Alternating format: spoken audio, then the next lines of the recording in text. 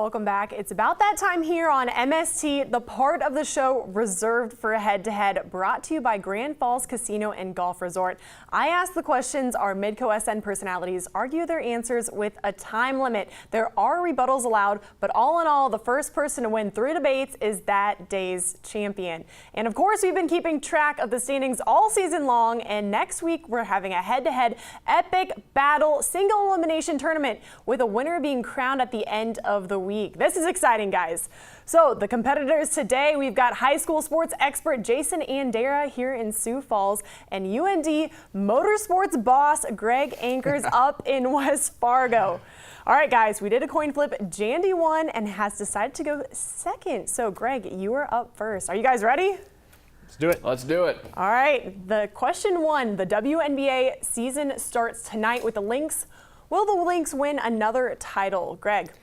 As much as I'd love to say yes, because I am a huge fan of Cheryl Reeve and what she has done with that Lynx program, I'm going to say no. And I think this is finally going to be the year where age starts to creep up on the Lynx a little bit. Lindsay Whalen, Cynthia Foles, and some of the other key players that they have are not getting any younger, and I think the injury bug might sneak up on Minnesota this year. Also, let's not forget just how tough the West is. They faced the Sparks in last year's championship. They're out of the West. Phoenix is going to be better again out of the West, so I think the train stops here for the Lynx. All right, Jandy. You know, the Minnesota Lynx have been the most fun Minnesota sports franchise to watch over the past few years. They've won 4 out of 7 titles, but this is the reason they're not going to win it this year. I agree with Greg, but it simply has to do with math. They've won in every odd-numbered year, 11, 13, 15, 17, and it's 2018, so they clearly are not going to win this year. It all comes down to math. All right, You're going with a hex? You're going with a hex on them just because it's the every other year? I feel like that's a little superstition. It's a clear pattern that has been going on for years now. It's obviously not their year. Jandy, that's a fun answer. But Greg, I'm gonna have to go with you. I think age and injury, that's what it'll come down to. All right. Math. All right, question 2. Jandy, this one is for you. Do you think the weather has affected the standings or placement for high school spring sports heading into their championship season?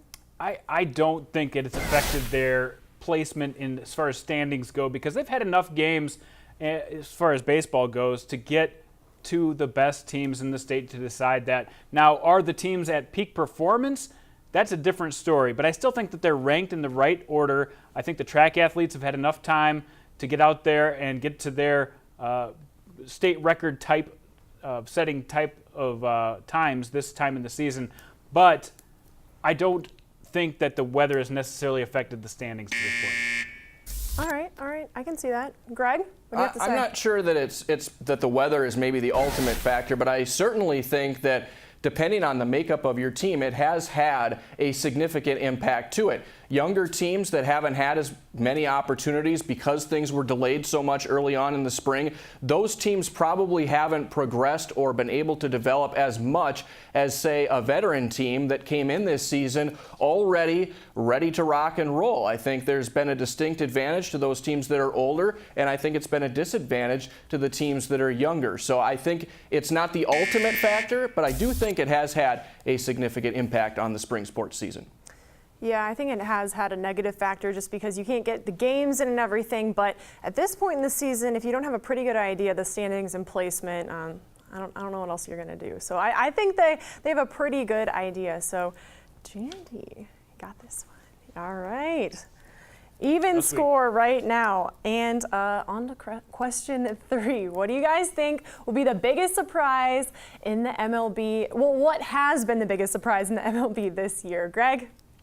I look towards the National League West for the biggest surprise that I've seen this season, and it resides in the second to the last place team in that division, and that is, believe it or not, if you haven't been paying attention, the Los Angeles Dodgers, a team that was on the brink of a World Series championship last year, going toe-to-toe with the Houston Astros before coming up short. They came in with a lot of high expectations again this season, and while Houston in the AL West has been able to keep their momentum going, the Los Angeles Dodgers have completely fallen apart so far. They're 16-27, 2-8 in their last 10, and as I mentioned, second to the last in the NL West. Nobody saw that coming. Good point. Jandy? You know what? If you would have told me a month into the season that the Dodgers aren't lighting it up, I mean, it's not going to surprise me. But if you would have told me Bartolo Colon, a 44-year-old pitcher, has a sub-3 ERA and is still in the league, that is surprising. Bartolo Colon continues to surprise. It wasn't just one good start. It wasn't just a couple in a row. He has stretched this start out to a magnificent beginning of a season. I don't know if he can keep it going, but a 2.82 ERA for a 44-year-old, it doesn't get much more surprising than that. That is 100% true. Jandy, you get this one too, because, I mean, 44 years old. You gotta laugh when you talk that about is beyond, that is beyond impressive. So, wow. Wow, for both teams. But all right, question 4. Big weekend of sports ahead. Hockey, Jets versus the Golden Knights, Game 4. Capitals versus Lightning, Game 5. And basketball, Game 3. Cavs versus Celtics. I'll be tuning into that. Rockets versus Warriors, and there's lots to choose from. But what game are you guys most excited to watch, and what is your prediction for that game? Jandy, this one's for you. Well, I don't think I'm alone here in saying the most excited I am to watch is the Rockets and the Warriors. And if you look at the television ratings, you can't argue with that because the NBA ratings are much higher than the NHL ratings. So overall, the most exciting game that people are tuning into is this Warriors and this Rockets battle because you've got so much star power on the court. And as far as a prediction on the game, I think the Rockets get back into this one. They're going to pull one out tonight. James Harden, he is one of the most fun slow motion players to watch. He is got moves that I don't know where he gets them from. It looks like he's going at a turtle's pace and will still burn by you. Love watching that guy. I think he's going to lift his team to a Game 3 win. All right, Greg.